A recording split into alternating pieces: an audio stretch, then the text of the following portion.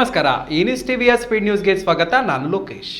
ದೇಶ ಮತ್ತು ರಾಜ್ಯ ಸೇರಿದಂತೆ ಸ್ಥಳೀಯ ವಿದ್ಯಮಾನಗಳ ಪಟಾಪಟ್ ಸುದ್ದಿಗಳು. ದೇವಸ್ಥಾನಕ್ಕೆ ಹೋಗಿ ಬರುತ್ತಿದ್ದ ಮಿನಿ ಬಸ್ ರಸ್ತೆಗೆ ಅಡ್ಡ ಬಂದ ಹಸುವನ್ನು ತಪ್ಪಿಸಲು ಹೋಗಿ ಪಲ್ಟಿ ಹೊಡೆದಿದ್ದು ಅಪಘಾತದಲ್ಲಿ 25ಕ್ಕೂ ಹೆಚ್ಚು ಪ್ರಯಾಣಿಕರು ಗಾಯಗೊಂಡಿರುವ ಘಟನೆ ನಡೆದಿದೆ. ಶಿವಮೊಗ್ಗ ಗ್ರಾಮಾಂತರ ವ್ಯಾಪ್ತಿಯ ಕೆಳಕಿನ ಕುಂಚೇನಹಳ್ಳಿ ಬಳಿ ಮೈಲಾರಲಿಂಗೇಶ್ವರ ದೇವಸ್ಥಾನಕ್ಕೆ ಹೋಗಿ ಮನೆಗೆ ತೆರಳುತ್ತಿದ್ದ ಮಿನಿ ಬಸ್ ರಸ್ತೆಗೆ ಅಡ್ಡ ಬಂದ ಹಸುವನ್ನು ತಪ್ಪಿಸಲು ಹೋಗಿ ಪಲ್ಟಿಯಾಗಿರುವ ಘಟನೆ ಬುಧವಾರ ರಾತ್ರಿ ನಡೆದಿದೆ. ಈ ಘಟನೆಯಲ್ಲಿ ತರೀಕೆರೆ ಮೂಲದ 25ಕ್ಕೂ ಹೆಚ್ಚು ಪ್ರಯಾಣಿಕರು, 4-5 ಮಕ್ಕಳು ಸೇರಿ ಅನೇಕರಿಗೆ ಗಂಭೀರ ಗಾಯಗಳಾಗಿವೆ. ಸ್ಥಳೀಯರು ಕೂಡಲೇ ಸ್ಪಂದಿಸಿ ಗಾಯಾಳುಗಳನ್ನು ಬಸ್ನಿಂದ ಹೊರತೆಗೆದು ಆಸ್ಪತ್ರೆಗೆ ರವಾನಿಸಿದ್ದಾರೆ. ಅದೃಷ್ಟವಶಾತ್ ಭಾರಿ ದೊಡ್ಡ ಅವಘಡ ತಪ್ಪಿದೆ. ಶಿವಮೊಗ್ಗ ಗ್ರಾಮಾಂತರ ಪೊಲೀಸ್ ಠಾಣಾ ವ್ಯಾಪ್ತಿಯಲ್ಲಿ ಘಟನೆ ನಡೆದಿದೆ. ಮೊದಲನೇ ಪತ್ನಿ ಜೀವಂತವಾಗಿರುವಾಗಲೇ ಎರಡನೇ ಮದುವೆಗೆ ಸಿದ್ಧತೆ ನಡೆಸುತ್ತಿದ್ದವರನ್ನ ಪೊಲೀಸರು ವಶಕ್ಕೆ ಪಡೆದು ಕೌನ್ಸಿಲಿಂಗ್ಗೆ ಕಳುಹಿಸಿರುವ ಘಟನೆ ಉತ್ತರ ಪ್ರದೇಶದಲ್ಲಿ ನಡೆದಿದೆ. ಪ್ರದೇಶದ ಬಸ್ತಿ ಜಿಲ್ಲೆಯಲ್ಲಿ ವಿನಯ್ ಆನಂದ್ ಶರ್ಮಾ ತನ್ನ ಮೊದಲ ಪತ್ನಿ ರೇಷ್ಮಾ ಜೀವಂತವಾಗಿರುವಾಗಲೇ ಎರಡನೇ ಮದುವೆಗೆ ಸಿದ್ಧತೆ ನಡೆಸುತ್ತಿದ್ದ. ಈ ವಿಷಯ ತಿಳಿದ ರೇಷ್ಮಾ ಮದುವೆ ಸ್ಥಳಕ್ಕಾಗಮಿಸಿ ಮಾರ್ಚ್ 30, 2022ರಂದು ನ್ಯಾಯಾಲಯದಲ್ಲಿ ವಿವಾಹವಾಗಿದ್ದು ತಿಳಿಸಿದ್ದಾರೆ. ವಧುವರರ ಕಡೆಯವರು ತಮ್ಮ ಮದುವೆಯ ಫೋಟೋಗಳನ್ನು ತೋರಿಸಿ ತಮ್ಮ ಅಳಲು ತೋಡಿಕೊಂಡರು. ಪರಿಸ್ಥಿತಿ ವಿಕೋಪಕ್ಕೆ ತಿರುಗಿದಾಗ ಪೊಲೀಸರು ಸ್ಥಳಕ್ಕಾಗಮಿಸಿ ಮದುವೆಯನ್ನು ರದ್ದುಪಡಿಸಿ ವರನನ್ನ ಕೌನ್ಸಿಲಿಂಗ್ಗೆ ಕಳಿಸಿದ್ದಾರೆ. ಜಗನ್ ಟ್ರಾವೆಲ್ಸ್ನ ಬಸ್ ಒಂದು ಆಸಿಡ್ ಟ್ಯಾಂಕರ್ಗೆ ಡಿಕ್ಕಿ ಹೊಡೆದ ಪರಿಣಾಮ ಟ್ಯಾಂಕರ್ನಲ್ಲಿದ್ದ ಹೈಡ್ರೋಫ್ಲೋರಿಕ್ ಆಮ್ಲ ಸಿಡಿದು ದಟ್ಟವಾದ ಹೊಗೆ ಆವರಿಸಿತು. ತೆಲಂಗಾಣದ ಮಹಬೂಬ್ ನಗರ ಜಿಲ್ಲೆಯ ಜರಡಾರ್ಲಾ ಮಂಡಲದ ಮಾಚಾರಂ ಬಳಿ ಇಂದು ಮುಂಜಾನೆ ಜಗನ್ ಟ್ರಾವೆಲ್ಸ್ ಬಸ್ ಆಸಿಡ್ ಟ್ಯಾಂಕರ್ಗೆ ಡಿಕ್ಕಿ ಹೊಡೆದ ಪರಿಣಾಮ ಟ್ಯಾಂಕರ್ನಲ್ಲಿದ್ದ ಹೈಡ್ರೋಫ್ಲೋರಿಕ್ ಆಮ್ಲದಿಂದ ದಟ್ಟವಾದ ಹೊಗೆ ಆವರಿಸಿದೆ. ಅದೃಷ್ಟವಶಾತ್ ಪ್ರಯಾಣಿಕರು ತುರ್ತು ನಿರ್ಗಮನ ದ್ವಾರದ ಮೂಲಕ ಸುರಕ್ಷಿತವಾಗಿ ಪಾರಾಗಿದ್ದಾರೆ. ಅಗ್ನಿಶಾಮಕ ದಳದವರು ಟ್ಯಾಂಕರ್ನಿಂದ ಆಮ್ಲವನ್ನು ಖಾಲಿ ಮಾಡುವ ಕಾರ್ಯಾಚರಣೆಯಲ್ಲಿ ತೊಡಗಿದ್ದಾರೆ.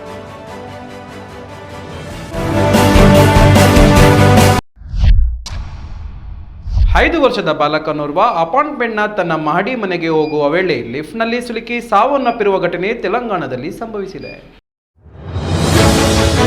ತೆಲಂಗಾಣದ ಹೈದರಾಬಾದ್ನ ಯಲ್ಲಾರೆಡ್ಡಿಗುಡದಲ್ಲಿರುವ ಕೀರ್ತಿ ಅಪಾರ್ಟ್ಮೆಂಟ್ನಲ್ಲಿ ಬುಧವಾರ ಸಂಜೆ 5 ವರ್ಷದ ಬಾಲಕ ಹರ್ಷವರ್ಧನ್ ಲಿಫ್ಟ್ನಲ್ಲಿ ಸಿಲುಕಿ ಸಾವನ್ನಪ್ಪಿದ್ದಾನೆ. ಶಾಲೆಯಿಂದ ಮನೆಗೆ ಬಂದ ಬಳಿಕ ಲಿಫ್ಟ್ನಲ್ಲಿ 5ನೇ ಮಹಡಿಗೆ ಹೋಗುವಾಗ 4 ಮತ್ತು 5ನೇ ಮಹಡಿಯ ನಡುವೆ ಸಿಲುಕಿಕೊಂಡಿದ್ದಾನೆ. ಪ್ರಜ್ಞೆ ತಪ್ಪಿದ ಬಾಲಕರನ್ನ ಆಸ್ಪತ್ರೆಗೆ ಸಾಗಿಸಿದ್ರು. ವೈದ್ಯರು ಆತನನ್ನ ಮೃತನೆಂದು ಘೋಷಿಸಿದರು. ಈ ಘಟನೆ ಪೋಷಕರಲ್ಲಿ ಆತಂಕ ಮೂಡಿಸಿದೆ. ವೇಶ್ಯಾವಾಟಿಕೆ ನಡೆಯುತ್ತಿದ್ದ ಮನೆಯ ಮೇಲೆ ಪೊಲೀಸರು ಮಿಂಚಿನ ದಾಳಿ ನಡೆಸಿ 3 ಮಹಿಳೆಯರು ಮತ್ತು ಒಬ್ಬ ಪುರುಷನನ್ನು ರೆಡ್ ಹ್ಯಾಂಡ್ ಆಗಿ ವಶಕ್ಕೆ ಪಡೆದಿದ್ದಾರೆ. ಉತ್ತರ ಪ್ರದೇಶದ ಅಯೋಧ್ಯೆಯ ರಾಮನಗರಿಯಲ್ಲಿ ವೇಶ್ಯಾವಾಟಿಕೆ ನಡೆಯುತ್ತಿದ್ದ ಮನೆಯ ಮೇಲೆ ಪೊಲೀಸರು ಬುಧವಾರ ರಾತ್ರಿ ದಾಳಿ ನಡೆಸಿದ್ದು 3 ಮಹಿಳೆಯರು ಮತ್ತು ಒಬ್ಬ ಪುರುಷನನ್ನ ರೆಡ್ ಹ್ಯಾಂಡ್ ಆಗಿ ವಶಕ್ಕೆ ಪಡೆದಿದ್ದಾರೆ. ಆದರೆ ಈ ಚಟುವಟಿಕೆಗಳು ಪೊಲೀಸರ ಕಣ್ಗಾವಲಿನಲ್ಲಿ ನಡೀತಾ ಇದ್ದು ಅವರು ಅನೈತಿಕ ಚಟುವಟಿಕೆಗಳನ್ನು ಪ್ರೋತ್ಸಾಹಿಸುತ್ತಿದ್ದಾರೆ ಅಂತ ಸ್ಥಳೀಯರು ಆರೋಪಿಸಿದ್ದಾರೆ.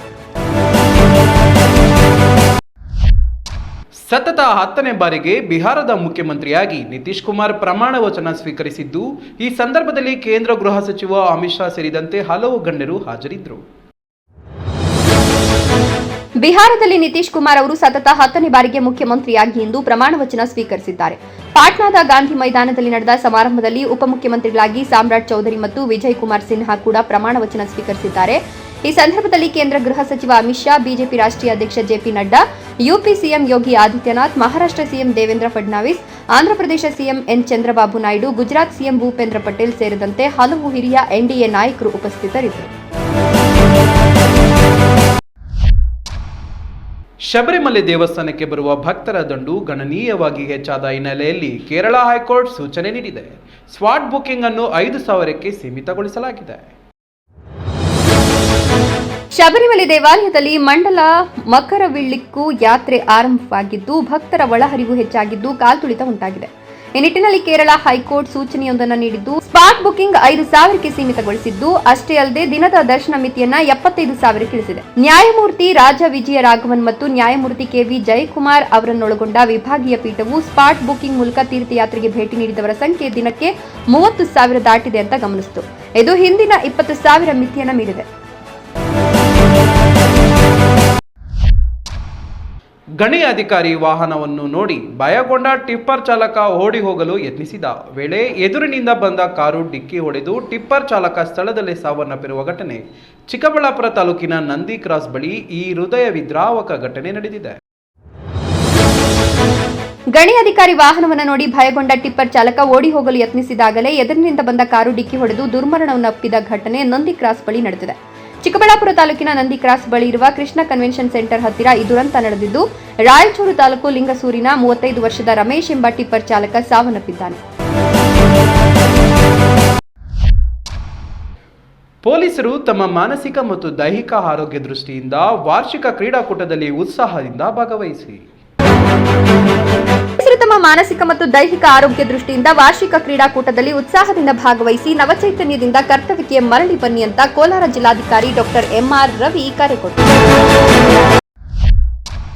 ಜಾತ್ಯತೀತ ಜನತಾದಳ ಪಕ್ಷವು ಸ್ಥಾಪನೆಯಾಗಿ 25 ವರ್ಷ ಕಳೆದ ಹಿನ್ನೆಲೆಯಲ್ಲಿ ರಜತ ಮಹೋತ್ಸವವನ್ನು ಬೆಂಗಳೂರಿನ ಜೆಪಿ ಭವನದಲ್ಲಿ ಆಯೋಜಿಸಲಾಗಿದೆ. ಜಾತ್ಯತೀತ ಜನತಾದಳ ಪಕ್ಷವು ಸ್ಥಾಪನೆಯಾಗಿ 25 ವರ್ಷ ಕಳೆದ ಹಿನ್ನೆಲೆಯಲ್ಲಿ ರಜತ ಮಹೋತ್ಸವವನ್ನು ಬೆಂಗಳೂರಿನ ಜೆಪಿ ಭವನದಲ್ಲಿ ಶುಕ್ರವಾರ ಸಂಜೆ 4 ಗಂಟೆಗೆ ಆಯೋಜಿಸಲಾಗಿದೆ ಅಂತ ಜಿಲ್ಲಾ ಜೆಡಿಎಸ್ ಪಕ್ಷದ ಅಧ್ಯಕ್ಷ ಹಾಗೂ ಶ್ರೀನಿವಾಸಪುರ ಶಾಸಕ ಜಿಕೆ ವೆಂಕಟಶಿವರೆಡ್ಡಿ ತಿಳಿಸಿದ್ದಾರೆ. ಈ ನ್ಯೂಸ್ ಟಿವಿಯ ಸ್ಪೀಡ್ ನ್ಯೂಸ್ ಜೊತೆಗೆ ರಾತ್ರಿ 8:30ಕ್ಕೆ ತಪ್ಪದೆ ವೀಕ್ಷಿಸಿ ಈ ನ್ಯೂಸ್ನ ಮುಖ್ಯ ಸಂಚಿಕೆ.